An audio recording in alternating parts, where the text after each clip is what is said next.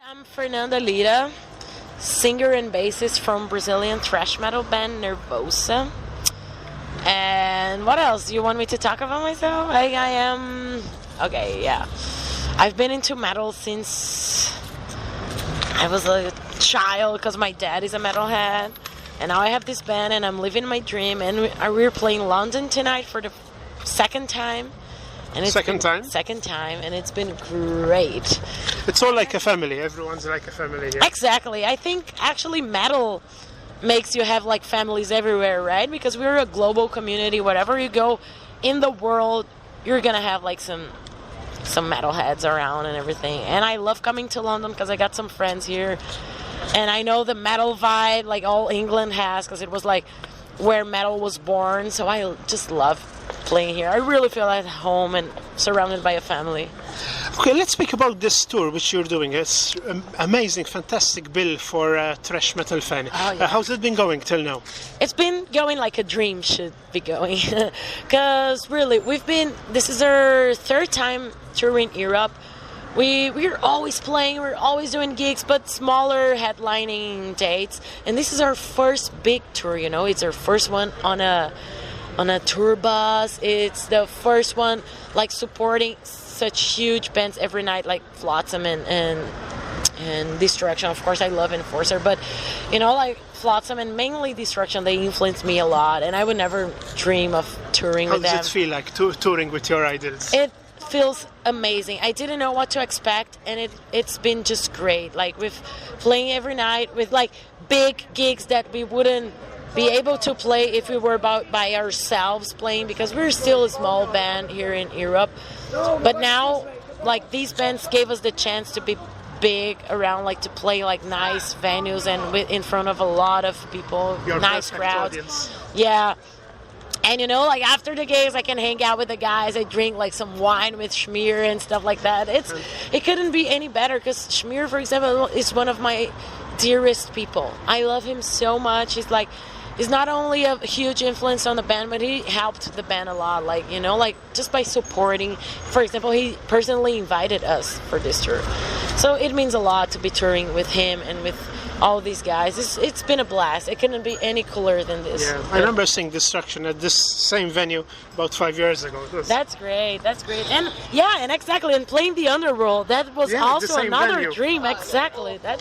It's just great for us, really. Okay, let's speak about this brand new album which you've released not very long ago, Agony. In my opinion, the previous album, Victim of Yourself, you are more focused on the songwriting, mainly that was the emphasis, that's the impression I had. Whereas in Agony, it's more about the aggression. I don't know if that was intentional and... I don't know. For me, I think I have a different idea, because every time we are like writing an album, we are fully focused on that. It's always going to be our main focus, is like writing an album, because the album is what like provide us opportunity of being touring all around. So our attention is really always focused on the album. And I actually think that this new album, Agony, at least that's what we wanted to, and that's what we felt like doing. We think of course, there's a lot more. It's way more aggressive. Yeah, it's way faster and way rawer, like more right in your face kind of thrash metal. But still, I think it's a little bit more technical, because the drummer who recorded P2 which is our ex-drummer, she's a very good drummer, and she's very technical, very precise, so she kind of pushed us on being more technical and precise. So that's my general feeling about the album, although like both are special, but I'm especially in love with Agony right now. So you mentioned your patient, your drummer. What is the situation with the drummer? Yeah. I know her last gig was in Malta, right? It was? In Malta, the last gig she did. Yeah, she did. It was in Malta. Yeah, exactly. It was like we were doing a tour here in Europe. It was actually my country of origin. Ah, that's great. I loved Malta. It was really cool. We played at a beer festival. It was a lot of fun. Yeah. And it was actually, her last gig. So what's the situation now? Is what's her name? Samantha permanent? No.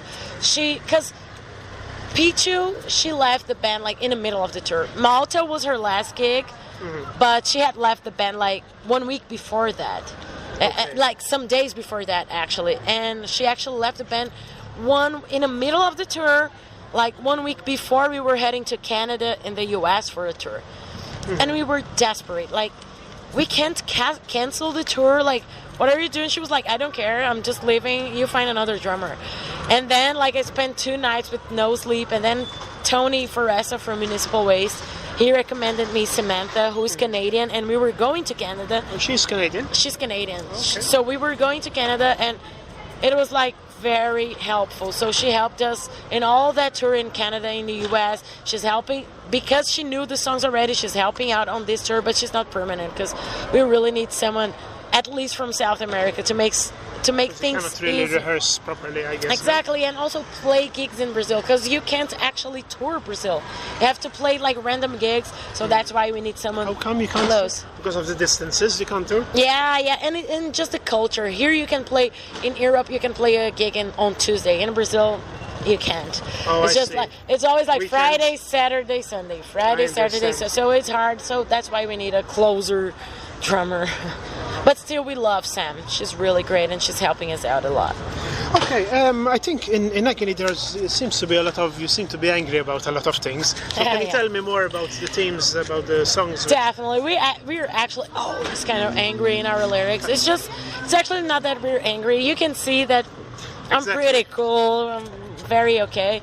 But the thing with our lyrics is, because we live in Brazil, it's really hard to make a living there, you know? Like, we see a lot of injustice going on every day, lots of social issues that would need to be solved. And then, like, in our daily routine, we see all these fucked up things around.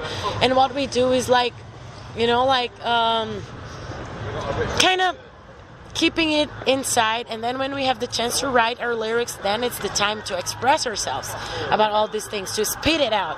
So we use our lyrics as our dearest tool of expressing ourselves about all the things, these bad things that go on in, you know, like in Brazil. And I think many people worldwide can relate to that, because, for example, we talk about intolerance, we talk about religious intolerance, we talk about many social issues like public health system that don't work and stuff like that.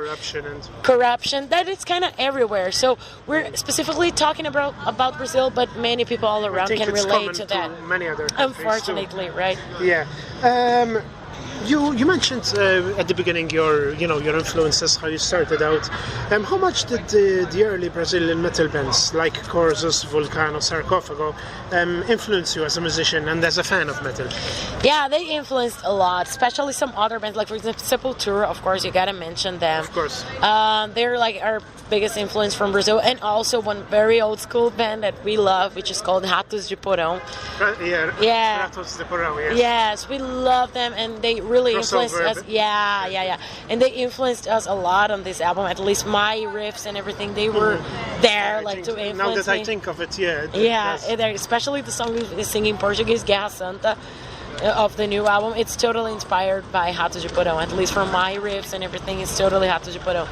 And some other new school bands also, they influenced me a lot, like Claustrophobia, Torture Squad, but of course the old school like Corzus. We had the chance to work with the guys from Corzus. The first album was produced by them, they produced that. It was a great experience, like to be produced by their own idols, you know? Yeah.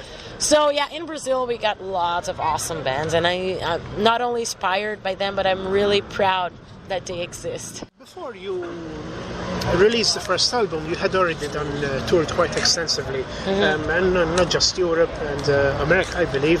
So when you came to record the very first album, was there any pressure on you to live up to the expectations you had accumulated until then, or through all those touring? No, it was actually pretty okay. It always is. Like, of course, the only pressure we got is about like timing, because we have a specific date to deliver this to the label. But we never had any pressure like from fans or from the label, like you got to do another album. This never happened. We were always like doing pretty smoothly, because of course we know our responsibilities. So we would like, okay, we got to deliver an album in January, and then we started working on it. There was not a lot of pressure also like on what people would expect, and I think this is great because we never plan what we want to do and how we want to do, if we want to please people or not. We just think like, okay, it's time to write another album. Let's just write what we feel like writing, and that works because we don't feel pressured. We just write. We let our ideas flow very naturally, so it's pretty smooth for us.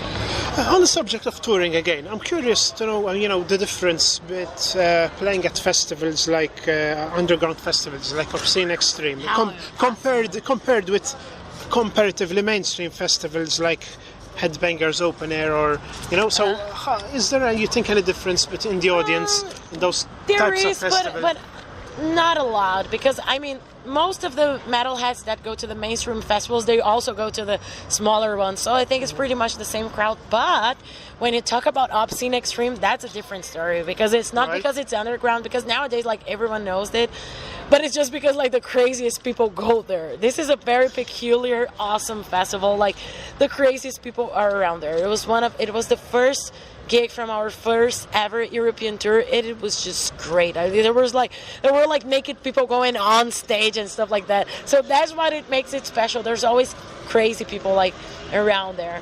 But yeah, there's not a lot of difference like in between these festivals, but there's difference when you compare like South America, Europe. Then there's a lot of difference, because South Americans, they're like more passionate and crazy, like they stage dive and go wild all the time, whereas in Europe it's more like, of course, there's in some spots people get really crazy and they sing along very well. But here they're more like analytical. They pay a lot more attention, and then they provide you like great feedback after the show. So it's special but different in different ways. In a different way, sort of. Yeah, exactly. So I've come to the end of the questions I have prepared. What's next for Nervosa now? What's next? We really plan on touring right now. We're not even thinking of a new album or whatever. We just released Agony. No rest for the wicked. Exactly. Like just on this year, we're almost to hit the mark of like 200 shows. So we played a lot just on this year. What's time frame? 200 shows? Just on this year. That's this year alone? Almost. We're like 100. It's basically almost every day. Yeah, I guess we're like 170 something or something. Yeah. Wow. And it's a lot of gigs for just 1 year, and that's what we want to keep for the next year. We really want to do like a huge Latin American tour, then be back to Europe at least twice, once for the summer festivals, other for like doing some headlining shows. Then I don't know how you found time to record this Agony. Yeah, it was crazy. We did this on the beginning of January, and then we toured for the rest of 2016, and it's pretty much going to be the same on 2017. And also we want to play some new spots like Asia and also Australia, New Zealand. We want to play everywhere next year, and I really hope we can make it, because that's what we love the most. Good luck. Thanks, Fernanda. Thank you so much.